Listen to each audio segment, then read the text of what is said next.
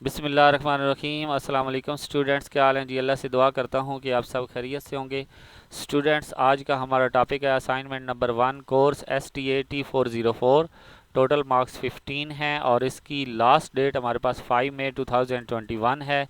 और 5 मई 2021 को आप रात 12 बजे तक इसको सबमिट करवा सकते हैं। तो स्टूडेंट्स, इसके बाद आपने रूल्स फॉर मार्किंग जो है इसको आपने अच्छे से रीड कर लेना है और इसके मुताबिक आपने असाइनमेंट को बनाना है।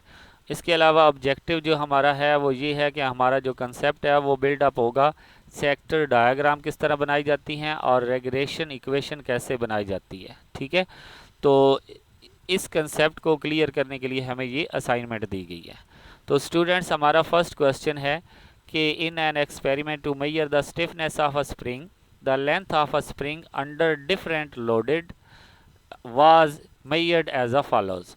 जो x की वैल्यू है वो लोड्स को शो कर रही है और जो y की वैल्यू है वो लेंथ ऑफ स्प्रिंग को शो कर रही है।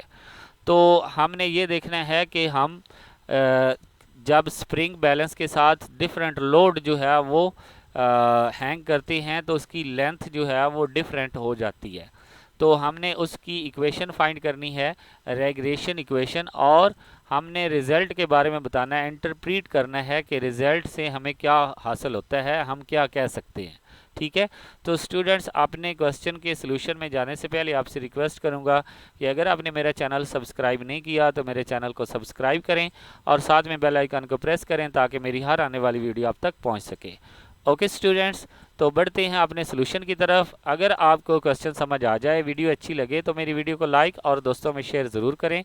तो हमारे पास क्वेश्चन है, जो इक्वेशन है y is equal to A plus B X. इस इक्वेशन में हमने a और b की वैल्यू पुट करनी है तो हमारे पास रिग्रेशन इक्वेशन बन जाएगी। ठीक है, तो a की वैल्यू निकालने के लिए हमारे पास means y minus B into means x जो है ये हमने पुट करना है। तो इसके लिए हमारे पास y मीन्स होना चाहिए और x मीन्स होना चाहिए। x मीन्स के लिए समेशन x बाय n करना है और y मीन्स के लिए समेशन y बाय n करना है, यानी कि जितनी भी x की वैल्यू है उनको प्लस करके जितनी उनकी तादाद है उस पर डिवाइड करना है। इसी तरह जितनी y की वैल्यू है उनको प्लस करके जितनी उनकी तादाद है उस पर डिवाइड करना है। तो यहाँ से हमारे पास x की वैल्यू आ जाएगी, लेकिन a की वैल्यू अभी भी कंप्लीट नहीं होगी, इसके लिए हमें b की वैल्यू भी चाहिए। तो b की वैल्यू कैसे आएगी, n multiply summation X Y minus summation X multiply summation Y divided by n multiply summation X square minus summation X whole square. तो इसके ज़रिए आपने b की वैल्यू फाइंड करनी है। तो अब आपने टेबल ये बनाना है कि x y की वैल्यू तो आपको दी हुई हैं, इसके अलावा जो आपको वैल्यू चाहिए वो आपने यहाँ पे टेबल में लिखनी है। अब आपके पास x y ये आपको दिया हुआ है, आपने एक्स वाई फाइंड करना है एक और एक एक्स स्क्वायर फाइंड करना है। तो ये आप इजाफी टेबल एक्स वाई और एक्स स्क्वायर का बनाएंगे। ठीक है, तो ये जो n है ये नंबर ऑफ टर्म्स की बात कर रहा है, यानी कि पहली टर्म, दूसरी, तीसरी, चौथी, पांचवी, ये टोटल हमारे पास जो x की वैल्यू है वो 10 है और टोटल y की वैल्यू भी 10 है। तो अब हमने एक्स वाई कैसे निकालना है, ये x को और y को मल्टीप्लाई करके यहाँ पे आंसर लिखते जाना है, यानी कि ये जितनी भी वैल्यू हैं x और y की इनको आपने मल्टीप्लाई करना है और सामने आंसर लिखते जाना है। ठीक है, इसी तरह आप x का स्क्वायर यहाँ पे लिखेंगे, यानी कि जो भी x की वैल्यू हैं इनका स्क्वायर लेकर आप यहाँ पे लिख देंगे। तो ये आपका टेबल जो है ये कंप्लीट हो जाएगा। फिर आपने क्या करना है, इस टेबल के लिए आसान यही होगा कि आप जाकर अपने MS एक्सेल को यूज़ करें, वहाँ पे मल्टीप्लाई का फार्मूला लगा दें तो आपको मल्टीप्लाई ऑटोमेटिकली कर सकेंगे। इसी तरह स्केयर का फार्मूला लगा देंगे तो आपका स्केयर भी हो जाएगा और समीशन का फार्मूला लगाएंगे तो समीशन भी हो जाएगा। अब हमने इन सब को ऐड कर लेना है, n को ऐड किया तो हमारे पास टोटल 10 बनते हैं।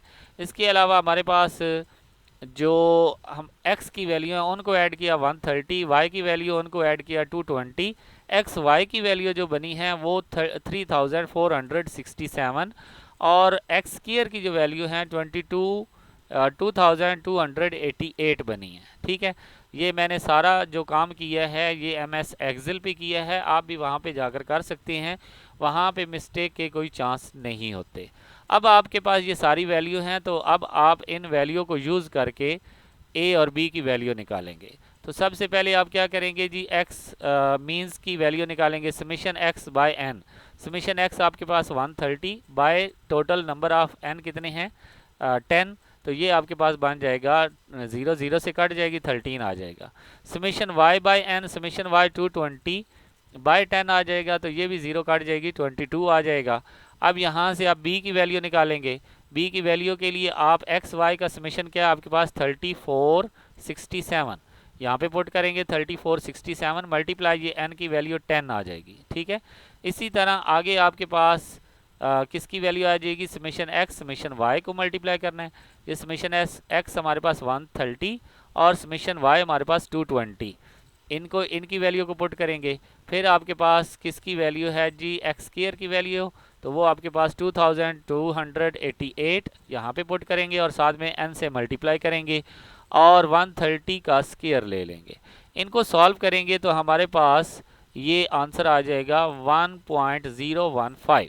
ठीक है, ये आपके पास बी की वैल्यू आ गई। अब आपके पास एक्स बार की वैल्यू, वाई बार की वैल्यू और बी की वैल्यू आ गई है। इन तीनों वैल्यू को पुट करेंगे तो आपके पास 8.8 ए की वैल्यू आ जाएगी। ठीक है, तो 8.8 जो वैल्यू है, ये अब ए और बी की वैल्यू आप रेग्रेशन इक्वेशन इसमें पुट कर देंगे तो आपके पास ये इक्वेशन बन जाएगी जी 8.8 प्लस 1.015 मल्टीप्लाई एक्स।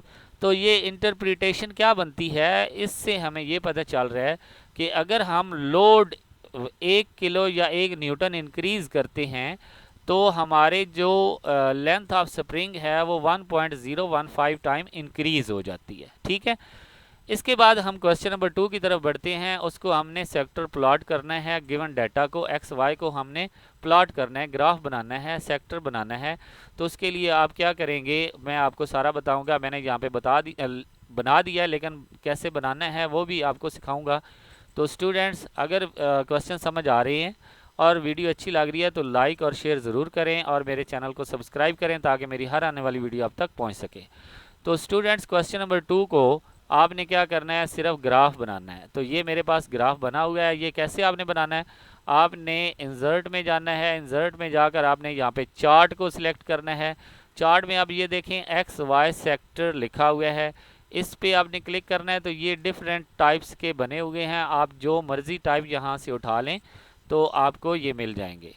तो यहाँ से मैंने उठाया है और ओके किया तो ये वहाँ पे चला गया। ठीक है, अब आपने क्या करना था, आपने ये करना था कि ये फॉर एग्जांपल ये आ गया। अब यहाँ पे x की वैल्यू और यहाँ पे y की वैल्यू आप पुट करते जाएंगे तो आपकी ये जो चार्ट है ये कंप्लीट हो जाएगा। यहाँ पे 3 वैल्यू लिखी हुई हैं तो ये 3 वैल्यू को शो कर रहे हैं। आप यहाँ पे 10 वैल्यू लिखेंगे तो ये 10 वैल्यू को शो करेगा। ओके स्टूडेंट्स, तो आई होप कि आपको इस क्वेश्चन की समझ आ गई होगी। इंशाल्लाह नेक्स्ट किसी और वीडियो में हाज़िर होंगे, तब तक के लिए इजाज़त दें। अल्लाह हाफिज़।